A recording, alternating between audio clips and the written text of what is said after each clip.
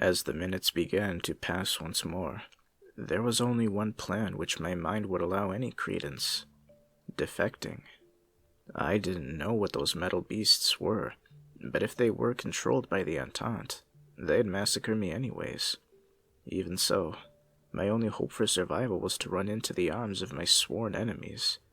The intellectual part of my consciousness scolded me for even considering compromising the fatherland. The human part of me scolded me for not charging above the trenches and screaming for help. Either way, I couldn't help but imagine that my death was near. I only hoped it would be delivered by a man, and not a beast. It was suicide to try and climb the sides of the trenches.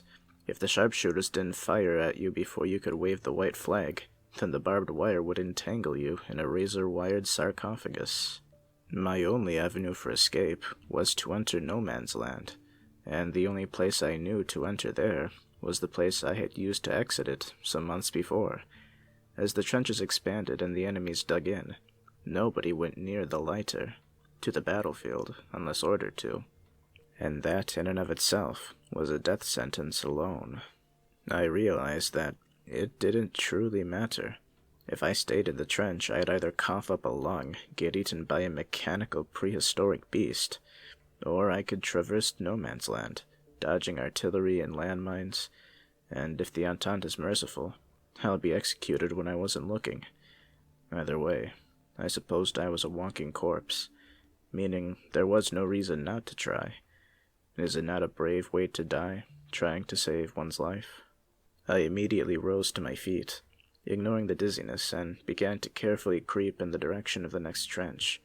Being as I hadn't been in this trench system since the beginning of the war, I had no idea where I was, or how to find Niemandsland. My eyes darted instinctively to the corner of the trench, in search of the wooden arrow pointing in the direction of the battlefield. As I approached the rotting wood closer, I turned my attention to the ground beneath me. It wasn't as muddy as the last system had been, yet it was still damp, and showed many footprints going in multiple directions, and even some faint talon marks as well. My back had arranged itself back into the default position of hunching. Only now, it was an attribute I welcomed with open arms. I imagined that if staying still had not drawn the attention of the last beast, then staying small and blending into the environment would hopefully do the same to any more passing monsters. My gray trench jacket was now almost completely brown, having suffered being a barrier between myself and the living vortex which constituted the mud of the other trench. The dried mud, I imagined, would camouflage me somewhat adequately inside the trenches, meaning the only visible part of my body sticking out was my pickelhaube. I refused to remove it. If a monster wanted to eat my head, they'd have to swallow the spike with it. I walked through trench after trench, not noticing any differences in the tracks, save for speckles of blood appearing randomly at times. I felt sleepier and more tired as I stepped through the dirt. Though the dirt wasn't as sticky as the last trench, it didn't mean that I had the energy to do this for much longer. I didn't think I had much time left to live, even if I escaped this trench. Where would I go? Couldn't I just get killed tomorrow? Such ideas made this entire escape attempt superfluous. I seemed to be a dead man walking regardless. As I walked down a trench, after traversing a countless number of lines before, I saw another machination of my insanity. It was the corpse of another soldier, not a Frenchman or an Englishman, but a fellow brother in arms. I couldn't tell exactly how he died. He had no bullet wounds or visible signs of illness, but he was limp and gray, and that was a telltale sign itself. He looked much the same as me, wearing a standard-issue trench coat and tunic beneath it, even possessing his pickelhaube upon his limp head. He was much younger than me, not even sprouting a single hair on his lip or chin. It was against military policy to possess anything other than a mustache, yet a substantial beard and mustache permeated my face. I imagined the time for caring was long past. He was clutching his gewehr for dear life with both of his arms, maybe trying to huddle for warmth in the dark trench. Perhaps that was what killed him. Frostbite. I couldn't imagine why seeing this corpse bothered me so. I had seen so much death in the past few months, I began to forget what life looked like. Maybe it was the lack of gunfire and explosions, which made me examine the horrors of what I'd seen, and what I'd done. I never imagined the most frightening sound I'd ever hear was the deafening cacophony of silence. As I knelt beside his body to retrieve his ID tags, as I always instinctively did whenever I saw a dead body which wasn't an entente, I heard another sound in the environment marked by silence. It was a series of clicking sounds, not unlike that of a typewriter or a telegraph clicker. At this period, I had become well aware of what happened every time I heard a sound. It meant imminent doom. I sensed that it was much too close to get a head start, meaning I did the only thing I believed I could to preserve my existence for a mere second longer. I noticed a small dugout portion of trench near the corpse of the soldier, no doubt another makeshift sleeping quarters like the one I had fallen out of earlier in the morning. I removed and threw my Pickelhaube inside the space before covering it and myself as best as I could with my muddied trench coat until a small sliver containing only my eyes appeared to the outside world. As I maneuvered myself into such an uncomfortable position, the clickety-clacking sound became louder and louder as I viewed an elongated spiked shadow appearing against the opposing trench. I had no way of knowing what I appeared to be, but in my mind, I appeared as a turtle, huddling in its shell until danger had passed. Only this turtle had a faux shell. I had only a small slit of space to see through, no bigger than a banana in length and width, and that's taking into account the darkness surrounding my vision.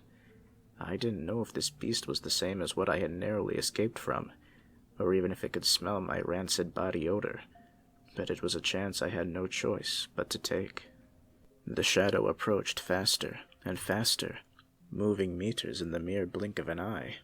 The shadow looked much like a worm, or a tail of some sort, yet it moved at the speed of a spider. The clicking sounds grew louder and louder, as if a drum roll signifying its arrival. My eyes were keenly stuck to the edge of the trench, where the creature was arriving behind.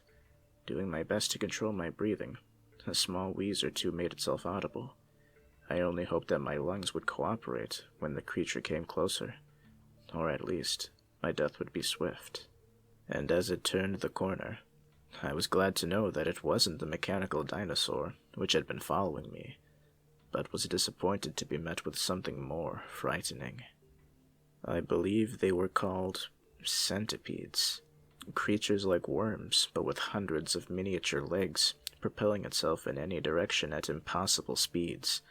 That is the closest approximation of what I had seen.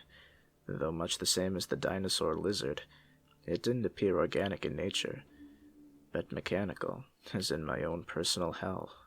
It was metallic, as the dinosaur had been, though only in its tubular, worm-like section, as if made of tank or truck parts. Beneath it were scores of arms, not those of the insect, but those of a man. They were human arms, mainly white, but a few brown, which supported such a tubular frame, walking on the palms as if derived from a monkey. The head of it appeared as a classic insect, though it possessed lantern-like eyes, glowing red, and typewriter letter pieces click-clacking together in place of its mouth. I noticed first its head, it being the source of the click-clacking, and waited nearly a minute for the rest of its human hand-propelled body to make itself visible. As near as I could tell, it did indeed sense a human nearby, only it wasn't the barely living one, but the dead one. Unless my camouflage was better than I imagined, the creature paid no attention to the mud-covered jacket, housing a human being along the indentation of a trench. Its attention was engulfed by the young soldier of ambiguous demise. Its massive length coiled along the edge of the trench as it poked and prodded the dead corpse with its artificial feelers. As its countless legs were at rest, I noticed them better in detail. Many of the hands were curled into fists, and many of the others were missing fingers. The rest of the hands were simply lying limp, or otherwise controlled by the new mechanical beast. As it sunk deep into my consciousness how demonic the creature appeared, I showed no signs of fear or confusion. Such emotions had long since passed. Now, I was only focused on survival. The creature, to my surprise, didn't engulf the corpse within its massive maw and swallow it whole. It chose a much more mediocre avenue of acquiring its meal. The typewriter pincers grabbed hold of the soldier's forearm and punctured itself through, creating an audible cracking sound as it broke through his bones. Then, the typewriter pieces hacked through the fingers and swallowed them one by one, until a mere stubble containing parts of the palm and forearm remained. I observed in morbid fascination as the serpentine horror consumed its lunch, mainly on how focused it was on consuming a considerable meager portion of the flesh. An entire corpse of an otherwise prime human specimen was ripe for the taking, yet the creature only seemed concerned with the exposed appendages of the lukewarm corpse. I also wondered how it detected that a food source was available. Could it smell death, or was it only circumstantial? Through these inquiries, I kept myself still and hidden, my lungs gracing me with clear breaths and no wheezing. It spent a good minute or two chewing the phalanges of my dead compatriot, or what I could closely approximate as chewing, as the pincers struck the flesh again and again, creating a loud cracking sound with each stroke. As it finished swallowing the fingers, it ignored the remainder of the corpse, perhaps as a later dinner. After all, there didn't appear to be any rats or mold that would impede its plan anyhow. It began slithering toward my position at a rapid rate. The hands paddled and paddled as fast as they could, as the machine on top of them commanded, and when they ran out of power, the others compensated. And so, there it stood, as much as a centipede could at my feet, the clicking and clacking of the typewriter pieces nearly deafening my ears as they clicked and clacked slower and slower. I could only see the serpentine machine out of the corner of my right eye, through the shadow which engulfed the outskirts of my vision. The beast appeared interested, but confused. It had no nose to smell with and no ears to hear with. It was almost as if it knew I was there, but only cared if I was dead. The hands propelling it went limp once more, as its benefactor seemed hesitant to make a decision. The click-clacking stopped completely, as if it were in deep contemplation, either deciding that I was a figment of its imagination, or feeling full. It immediately turned its head and set off in the trench that I had been traversing. I stared at the remainder of its length for a minute longer, until the mechanical tube and its hundreds of human hands were well out of sight. Though its speed was incomparable to anything I had seen before, it quite easily could have traversed the entire trench I had walked in mere seconds. I waited a while anyways, in case it was testing me. I don't know how I kept going on and on, how my lungs stayed so silent during the encounter. If my body was drawing on reserves of adrenaline to preserve my life, I imagined it must have been running low by this point. Only now, if there were 2 demonic creatures inhabiting this trench, who's to say how many more there were, and who's to say they aren't in the Entente's trench as well? The French may be wastes of human life, but no human alive deserves to witness what I had seen this day. The clicking and clacking had long subsided, along with the pitter-patter of hundreds of human hands, and so I rose to my feet and re-equipped my trench coat around my shoulders, and affixed my pickelhaube to my head. At this point, I had been awake for a good 4 or 6 hours, and my body felt at this point that it was deserving of some hydration. And with how well it had served me up to this point, it seemed that it was entitled. My hands traversed the seemingly endless amounts of packs which surrounded my tunic in search of my canteen, and when I discovered it, I brought it to my lips in record time. I sipped from the water frugally, having long since discovered the consequences of not conserving drinking water, and as I did it, it almost seemed like a bit of my health was regained in doing so. The day-old water tasted as it always did, like liquefied metal, only at this point I didn't know if it was from the lining of the canteen, or from the blood in my mouth. Even so, the taste was comforting. As I drank, I meandered over to the leftovers, which the serpentine machine had abandoned, to find it looking much the same as I had left it, save for a single missing left arm, As I noted the likelihood of me not surviving for much longer than the soldier in front of me, I decided against retrieving his ID tags. They'd soon be digested by a mechanical spider, no doubt. As I looked upon the soldier's dismembered forearm, still lying on the ground without its digits, I experienced a revelation. One that might have seemed obvious, but had completely bypassed my thought process. I thought back to the other trench system, where I had found the dismembered arm in the puddle of mud and blood. Then I thought about the commander, missing his legs and his hand, with the bloody hatchet resting at his feet. It was not a murder weapon. It was his attempted salvation. The commander had been hacking his legs and his hand off to distract the monsters as he crawled back to his quarters. He must have been so desperate to read that letter one final time. I had no way of knowing if I was correct in my assumption, and I certainly wasn't willing to retrace my steps to confirm my hypothesis. I just knew. As I pondered this discovery, I wondered once more where all the soldiers had gone, besides the soldier lying dead before me, and my commanding officer.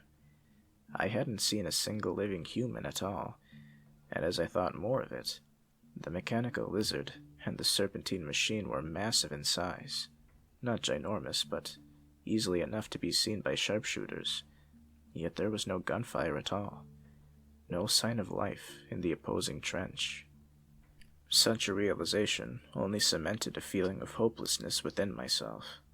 A realization that I could be the only living human in these trenches, if not the front, and perhaps the world. Who knew? I did my best to erase my mind of such thoughts, as they would not help me in preserving my life. But I could not help but feel as if I was lying to myself. It felt as if one foot was already in the grave, and I was satisfying the grand scheme of the universe by assisting it in placing my other foot, along with the rest of my mind and the body, in the ground with it. I bowed my head and whimpered another Gott mit uns to the lifeless soldier, before I turned my back and set off around the corner of the trench where the centipede had arrived from. It never ceased to amaze me how, as if by such divine design, the trenches appeared so identical, if not for the rotting wooden arrows in each corner. One would think that they were walking in circles, a crime which even I had been guilty of myself, when I first entered my new home.